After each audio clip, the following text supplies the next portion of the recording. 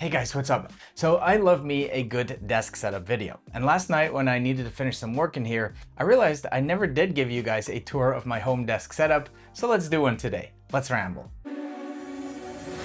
Hold up, place go wild when I pull up. They all on me like it wants them. So yeah, most of you guys have seen my studio, or at least parts of it in some of my videos. Come to think of it, I've never done a proper studio tour either. Putting that on my list. Anyway, I don't think I've ever shown you my home setup at all, even in my videos, which is kind of weird because I do spend a lot of time in here, but I guess it's mostly editing and admin stuff. Anyway, this tiny little space used to be our shared walk-in closet, but when we had the twins, we had to move some stuff around in the house. I moved out of my little home office slash YouTube studio and decided to rent a dedicated space outside of the house. But since Patty and I both still needed a place to work from home as well, we moved our clothes out of this closet and decided to turn this into a mini his and hers office space. And while it really is a tiny little space, I think we managed quite well to make this work. I built Patty a desk based on her needs and her personal taste, and I turned my half into a workspace that I can use for my daytime business. But that also doubles as a creator space away from the studio, you know, in case I need it. I'm based in Belgium, so whenever I'm invited to do a podcast with some of my friends in the US, typically that will be pretty late in the day for me, if not in the middle of the night. So it's nice that I don't have to stay late in the studio, but I can come home, play with the kids a little bit, and then do the podcast from here. Right, enough yapping, let's get to the desk. And this is of course the good old IKEA YouTuber special. 2 Alex drawer units and a Carlby kitchen countertop. I went with this green bluish version of the drawers because I was kind of tired of the black or the white ones, and these give the desk a nice little pop. This is actually a laminated kitchen countertop, but these things are great because they're cheap and easy to set up. I went for the walnut color. Yes, it makes it look even smaller in here, but I kind of want that cozy look, you know? Especially working at night. That's the vibe I want. The Philips Hue light on the back of the desk really helps to set the mood as well. You can change it to any color you want, but it's been on this orange color since I built the setup, and it's probably gonna stay like that until we move out of the space. The wooden riser you see holding up my displays is not from Grovemade, it's actually from a German company called Bololo. I have to admit they do make very similar looking stuff to Grovemade, but they set themselves apart by focusing on modularity. These units actually come with pre-drilled screw holes, so that makes it super easy to mount little accessories to them. You could mount a laptop dock to the side of it, for instance, or an iPad tray. I actually kept it simple and only mounted this little MagSafe charger thingy that I actually find super useful. That way I can always see my phone and I don't have to worry about it dying. If I need it, I can just grab it, don't need to unplug anything. Easy as pie. Underneath the riser, there's a little shelf where I keep some cables and some other stuff I want to keep off my desk. Under that shelf is where I keep my CalDigit TS4, which I guess you could describe as the spine of the setup. They did come out with the TS5 now for Thunderbolt 5 equipment, but since this office doesn't have much of that, the TS4 is still rocking it really well. Everything you see feeds into this hub, from my monitors to my audio stuff to the lights. It all goes into the back of this thing, so all I need to do to get started is plug a single cable into my MacBook Pro and I'm good to go. I'm still on the M3 Max MacBook Pro. This thing is maxed out completely, so there's been zero reason for me to upgrade. I have an M3 Ultra Mac Studio in my studio, how ironic, so this MacBook Pro has basically been repurposed to be my home office computer, and whenever I need to travel and I need something more powerful than my beloved M4 MacBook Air, I just unplug this little beast here and take it with me on my trip. This next accessory from our channel sponsor Ugreen kind of lives on this desk as well, but it also doesn't. Let me explain.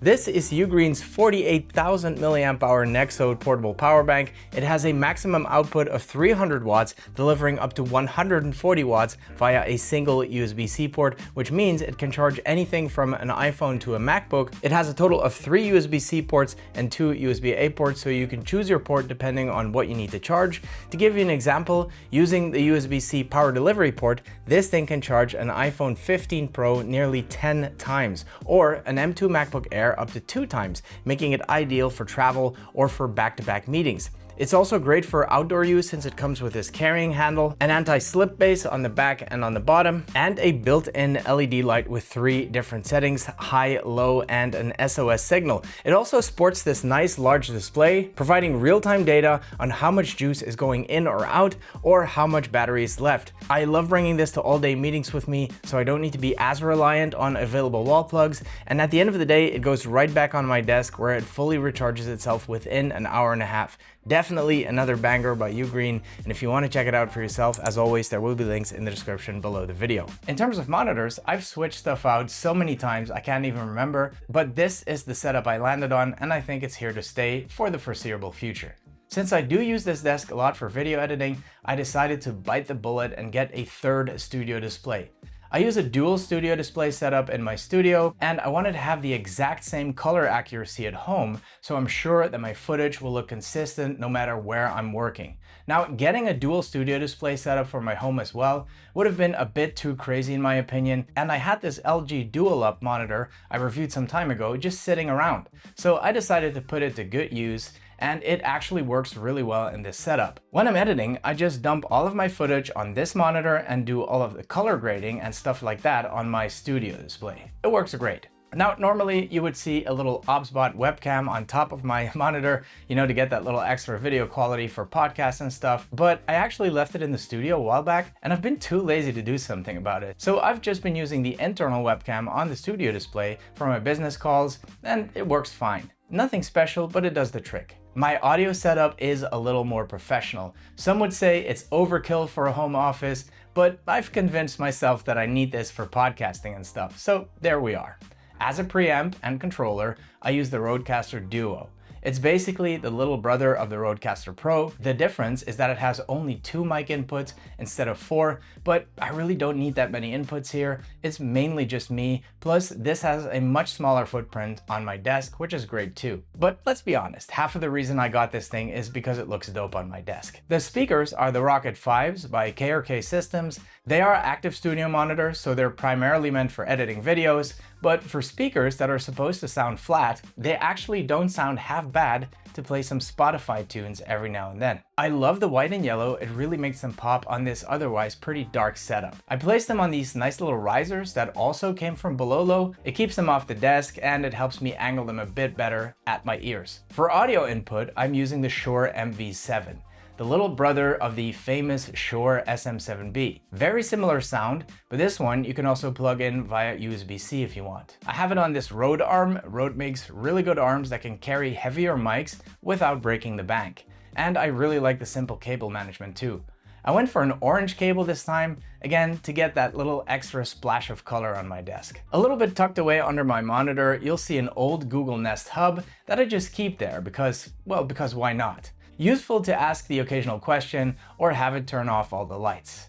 Speaking of lights, the ceiling lights in here are Philips Hue lights, which is nice as it helps you set the mood, but it's not ideal for filming or video calls, so right now they're actually switched off. For video calls and podcasts, I have set up 2 Elgato key lights on my desk that light myself pretty nicely, and I can control them all from this little Stream Deck, which is also from Elgato. I guess most of you will know what this is, but if you don't, you're missing out. These things are so useful. It's basically just a bunch of programmable hotkeys, but you can make them do pretty much anything. Well, it won't do your dishes for you, but it can do most other things. I use it mainly to control my lights, but I also have some hotkeys set up to trigger some apps or actions I use often, or some standard email replies, for instance, I send to brands, like my shipping details. No need to type it up every time, just hit the button and boom. Keyboard and trackpad are standard Apple. I actually quite like the Magic Keyboard, and I'm used to having a trackpad to my left for editing or for swiping here and there. I do hate the Apple Magic Mouse with a passion,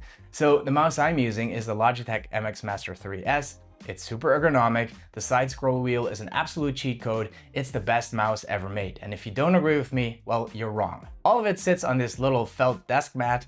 I like these things. They're good enough mouse pads. I don't really game on my Macs anyway, and it does a nice job tying it all together. A couple of things left. I have this massive 500 watt desk charger here from Ugreen that I use to charge pretty much anything, including this Ugreen portable battery bank I showed you earlier. I really like this yellow fast charging cable from StylePi. I don't really remember where I got it. I think I reviewed some of their stuff once, but this cable has been super handy because it's long and it has both USB-C and Lightning, which is pretty much all you need as an Apple user. Up on the shelves, I keep some stuff mainly for decoration. I put those shelves up to make it look a little less like a closet in here and a little more like an actual office. I think they match the space perfectly. I've been growing a little watch collection there, if you know, you know, and I like to keep my silver play button up there too to keep me motivated. All right, guys, that's pretty much it.